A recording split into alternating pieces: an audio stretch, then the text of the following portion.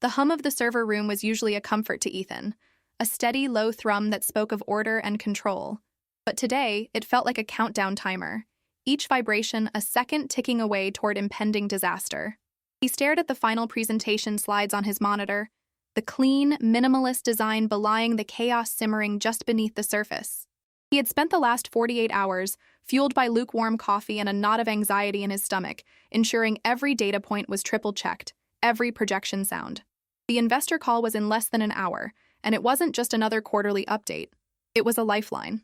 The company, a once promising tech firm, had been hemorrhaging cash for 2 quarters straight. A failed product launch, a market shift they had been too slow to anticipate. The reasons were many, but the result was one: a catastrophic loss of confidence from the market. This call was their one shot to staunch the bleeding, to present a new, leaner, more agile vision for the future. And at the center of that presentation was Mr. Harrington. Mr. Harrington was a man sculpted from a bygone era of corporate leadership. Tall, immaculately dressed, with a voice that could command a boardroom with little effort, he looked the part of a titan of industry. He had been brought in 6 months ago to right the ship, a turnaround specialist with a reputation for ruthless efficiency. But Ethan had quickly learned that Mr. Harrington's confidence was a brittle facade, masking a deep-seated insecurity and an almost pathological aversion to being questioned. He managed up, charming the board and investors while managing down with an iron fist and a vocabulary that rarely strayed from commands. Ethan, on the other hand, was a creature of the data. He wasn't a big-picture man in the way Harrington claimed to be. He was a correct-picture man. He had started in the analytics department 5 years ago and had risen to become Harrington's de facto chief of strategy, though his official title remained a bland senior analyst. He knew the company's numbers better than he knew his own reflection. He knew where the bodies were buried, where the budgets were padded, and most importantly, where the real, unvarnished opportunities for recovery lay. He had tried to explain this to Mr. Harrington. In the weeks leading up to the call, Ethan had prepared detailed briefs, pointing out the critical flaws in Harrington's proposed narrative. Harrington wanted to gloss over the recent failures and focus on speculative, high-risk ventures that sounded impressive, but had no data to support them. Ethan's models all pointed to a different strategy: radical transparency. Own the mistakes, he argued. Show them we understand why we failed. Then, present a clear, data-driven, and slightly less glamorous path back to profitability. It was a solid plan, a survivable plan. The investors aren't interested in a sob story, Ethan, Harrington had said, dismissing him with a wave of his hand during their final review meeting. They want vision. They want a leader. They don't want to see the grimy details of how the sausage is made. With respect, sir, Ethan had countered, his voice steady despite the tremor of frustration. They're not investing in a vision anymore. They're investing in a balance sheet. They need to see that we have a realistic handle on the situation. Our credibility is at stake. Harrington's eyes had narrowed. It was the look he gave anyone who dared to challenge his authority. Your job is to provide the numbers to support my strategy, not to create a new one. Are we clear? The dismissal was sharp, final. And so, Ethan had done his job. He had prepared the slides Harrington had demanded, populating them with the rosy, dangerously optimistic projections that his boss favored. But he had also prepared a backup, a separate file stored on a secure drive, containing the real data, the honest assessment. He called it the lifeboat. A sharp rap on his office door snapped him out of his thoughts. It was Sarah, Harrington's executive assistant, looking flustered. He wants you in the main conference room. Now. He's doing a final run-through. Ethan nodded, grabbing his tablet. As he walked down the hushed hallway, the silence felt heavy, charged. He could feel the collective anxiety of every employee they passed. They were all hoping for a miracle, placing their faith in the hands of a man who, Ethan feared, was about to steer them straight into an iceberg. The main conference room was cavernous and cold, the air conditioning blasting with an intensity that seemed to mirror Mr. Harrington's mood. He was pacing in front of the enormous screen, a sleek headset already perched around his neck, muttering lines from his script to himself. He didn't acknowledge Ethan's entrance, his focus entirely on his own reflection in the dark glass of the conference table. The presentation was already on screen, the title slide glowing with a confident, almost arrogant blue. Project Phoenix, A New Dawn. Let's begin, Harrington announced to the empty room, his voice booming as if addressing a full auditorium. He launched into his opening remarks, a well-rehearsed symphony of corporate buzzwords and vague promises. He spoke of synergistic realignments, disruptive innovation, and paradigm shifts. It sounded impressive if you weren't listening too closely. But Ethan was listening, and every word made the knot in his stomach tighten. It was a performance, completely detached from the grim reality of their financials. Ethan watched, tablet in hand, his finger hovering over the icon for his lifeboat file. He followed along with Harrington's slides, his mind racing, anticipating the questions the investors would ask. They weren't fools. They were seasoned sharks who smelled blood in the water. They would have forensic accountants who had already dissected their public filings. They would come armed with questions designed to pierce through exactly this kind of fluffy, optimistic rhetoric. Then it happened. Harrington arrived at the slide detailing their projected revenue for the next fiscal year. It was the centerpiece of his Phoenix narrative, a hockey stick graph showing an aggressive, almost miraculous turnaround. And as you can see, Harrington said with a flourish, gesturing to the impossibly steep upward curve, our strategic initiatives will not only stabilize the company, but will launch us into a new stratosphere of profitability. Ethan felt a jolt of alarm. That projection was based on a series of best-case scenarios, each one depending on the flawless execution of the next. It ignored market volatility, competitor responses, and the simple, brutal fact that they were currently operating with a skeleton crew after 2 rounds of layoffs. There was one investor in particular, a man named Marcus Thorne, who was notorious for his surgical dismantling of unsupported projections. He would tear this graph to shreds. And when he did, the entire presentation, and the company's credibility, would crumble. Ethan cleared his throat softly. "Sir?" Harrington paused, his flow interrupted. He turned to Ethan, his brow furrowed in annoyance. "What is it, Ethan? I'm in the middle of my flow." "It's about that slide, Mr. Harrington," Ethan said, choosing his words with care. "The revenue projection. It's incredibly aggressive. I'm concerned about how it will be received, particularly by Marcus Thorne. He's going to ask for the underlying assumptions, and the ones we have are thin. Thin! It's called being bold, Ethan. It's called showing confidence." "I understand, sir. But confidence needs to be backed by data." Ethan pressed, his courage building. This was it, the final chance to avert disaster. "I have an alternative model here." He held up his tablet. "It shows a more conservative, but far more defensible growth path. It's based on shoring up our core products, not on speculative ventures. It proves we can be profitable within 6 months. It's a story of stability, not fantasy." He took a step forward, intending to show Harrington the screen, but his boss held up a hand, stopping him in his tracks. His face, which had been merely annoyed, was now hardening into a mask of cold fury. "I have heard enough of your conservative models, Ethan," he said, his voice dangerously low. "Your job is not to manage my message. Your job is to give me the numbers I ask for. You are an analyst, a numbers guy. You live in spreadsheets. I live in the real world, where deals are made and futures are built. We are not going to walk into this call with our hats in our hands, begging for scraps. We are going to walk in there and project strength." He took a step closer, his taller frame looming over Ethan. The air crackled with hostility. "Let me be perfectly, unequivocally clear." Harrington seethed, his voice dropping to a harsh whisper. "You are here to support me. When that call starts, your only job is to sit there and be silent. If I need a number, I'll ask for it. Otherwise, you don't speak. You don't gesture. You don't even breathe loudly. Stay in your lane." The word struck Ethan with the force of a physical blow. Stay in your lane. It wasn't just a command. It was a complete and utter dismissal of his expertise, his effort, his concern.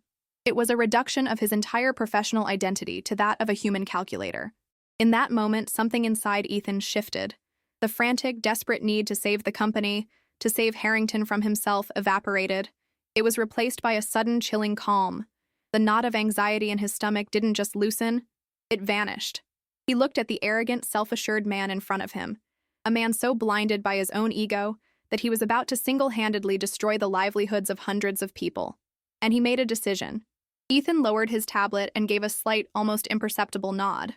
"Understood, sir," he said, his voice devoid of any emotion. He backed away, returning to the chair designated for him at the side of the long table, a seat deliberately placed out of the main camera's view. He sat down, placed his tablet on the table, and folded his hands in his lap. He would stay in his lane. He would be a silent observer, and he would let Mr. Harrington steer the ship directly into the iceberg he had been so desperate to see. A chime echoed through the conference room, followed by a polite automated voice announcing, "Your conference call is now beginning." A grid of names and icons populated a section of the screen. Most were grayed out, but a few key investors had their cameras on. Ethan recognized them all, but his eyes were fixed on one name in particular, Marcus Thorne. His icon was just a simple, elegant T, but it felt more imposing than any of the live video feeds. Mr. Harrington took a deep breath, straightened his tie, and beamed at the camera. "Good morning, everyone. Thank you for joining us." He began his performance.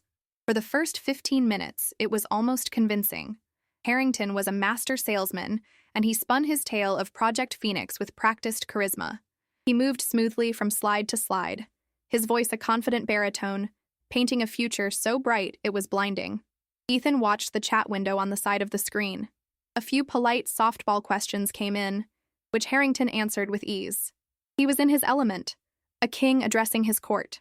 Ethan remained perfectly still, a statue in the corner, his face a neutral mask. He felt strangely detached, as if watching a movie whose ending he had already read. Then they arrived at the hockey stick graph. Slide 23. "And this," Harrington announced, his voice swelling with pride, "is the result of our new strategic direction. A complete reversal of fortune. As you can see, we're projecting a growth trajectory that will not only restore shareholder value, but will position us as the undisputed leader in our sector." A beat of silence followed his grand declaration. It was longer than the pauses after his other slides. Then, a new voice cut through the air, crisp and devoid of emotion. "Mr. Harrington, Marcus Thorne here." Harrington's smile tightened almost imperceptibly. "Marcus, good to have you with us." "That is a remarkable projection," Thorne said, his tone making the word remarkable sound like unbelievable. "Could you elaborate on the assumptions underpinning that Q3 to Q4 ramp-up? Specifically, what precise gains in market share are you forecasting, and what customer acquisition cost model are you using to get there?" It was the exact question Ethan had predicted. The surgical strike aimed at the presentation's hollow heart. Ethan saw a flicker of panic in Harrington's eyes, a tiny bead of sweat forming at his temple. "An excellent question, Marcus," Harrington said, stalling for time. He began to talk around the question, weaving a web of his favorite buzzwords. "We're leveraging a multi-pronged approach, focusing on synergistic market penetration. Our disruptive technology will naturally create a pull-through effect, which fundamentally alters the traditional CAC model." Thorne cut him off again, his patience clearly gone. "With all due respect, Mr. Harrington, that's a non-answer. We are not interested in jargon. We are interested in data. I see your senior analyst Ethan is on the call, the man who, I've been told, lives in the spreadsheets," he said, the quote hanging in the air with surgical precision. "Let's not waste everyone's time. Perhaps he could provide the specific data points that support this graph." The spotlight had swung away from Harrington and was now pointing directly at the silent figure in the corner. Another investor, a woman named Eleanor Vance, unmuted her microphone. "I'd like to hear that data as well. Our own models show a significant disconnect with your projection, and we need to understand the basis for this optimism." The room, which had felt cold before, was now an Arctic wasteland. Harrington turned his head slowly to look at Ethan. His face was a mask of disbelief and dawning terror. His eyes, for the first time, were not commanding, but pleading.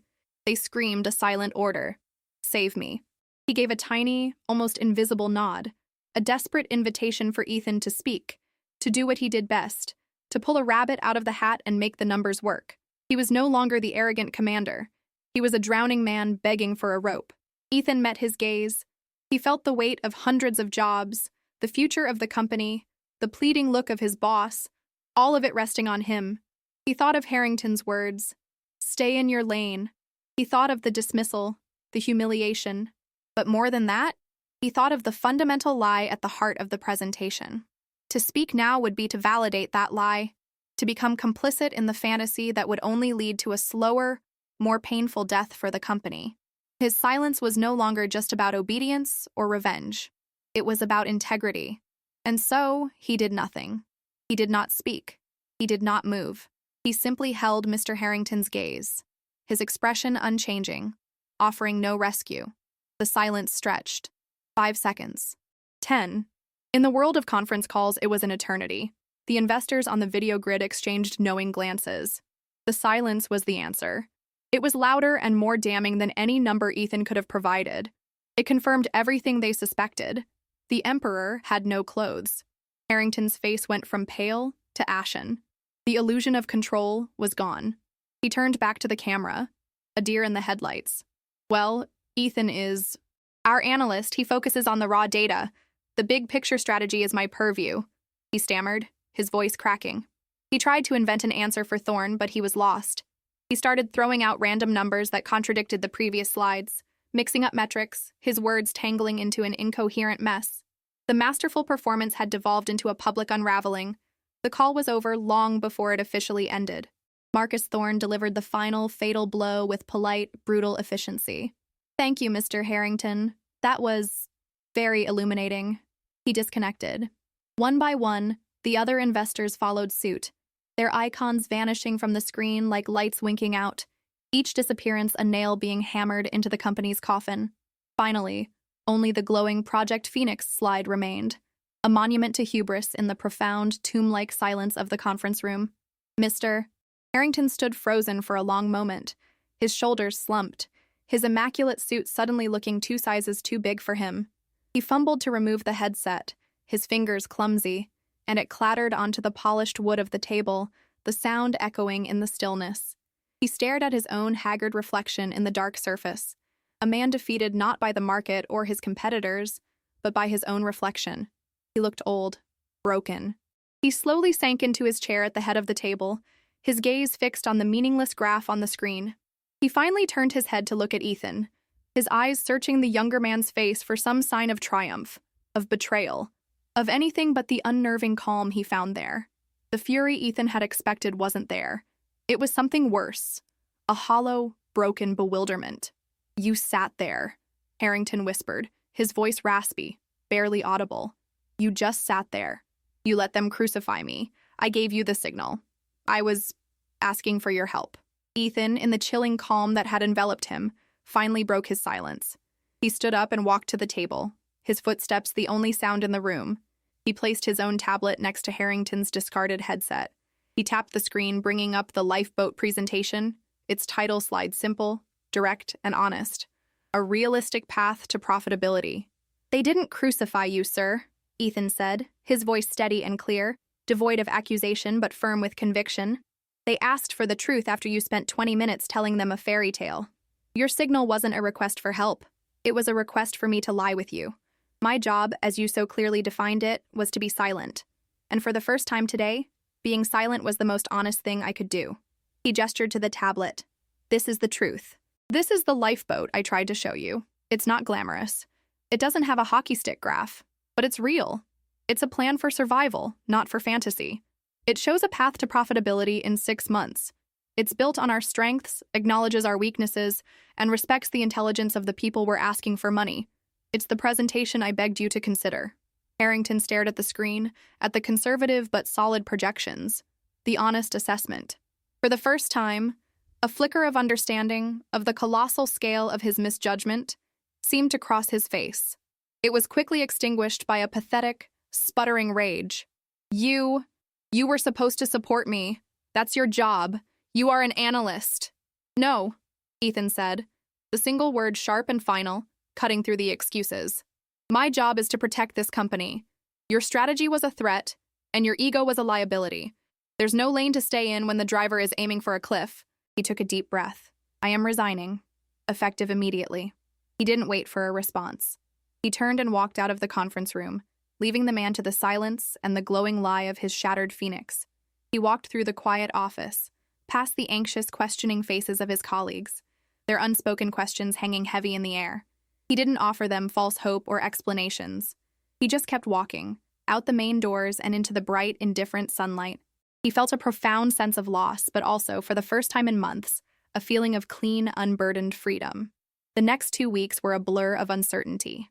Ethan updated his resume, fielded calls from recruiters, and took long, aimless walks, trying to process the implosion he had witnessed. He read the news when the board announced Mr. Harrington's early retirement and the hiring of a restructuring firm. He felt a pang of sadness for the good people who would lose their jobs, a casualty of one man's pride. Then his phone rang. It was an unknown number, but he answered it. "Ethan, Marcus Thorne here." The voice was as crisp and direct as it had been on the call. "The board has made a change in leadership. We've seen your lifeboat proposal." A copy of it was recovered from Mr. Harrington's effects. It's the only honest document we've seen from your company in 6 months. There was a pause. The job of rebuilding is going to be difficult, Thorne continued. It's a salvage operation. It requires a leader who respects reality, not rhetoric. We believe that leader is you. Your silence on that call spoke volumes. It showed more integrity than 1,000 empty promises. Are you interested in coming back to steer the ship? Ethan looked out his window at the city below. He thought of the server room hum, the nod of anxiety, the moment of chilling calm. He had stayed in his lane and it had led him right off a cliff. But now, he was being offered a chance not just to save the ship, but to set a new, honest course. Yes, Ethan said, a sense of quiet purpose settling over him, solid and real. Yes, I am. This story is a powerful reminder that true integrity often means choosing the hard right over the easy wrong. The path to real strength is paved with honesty, not illusion. If this story touched your heart, share it with someone who needs a message of hope.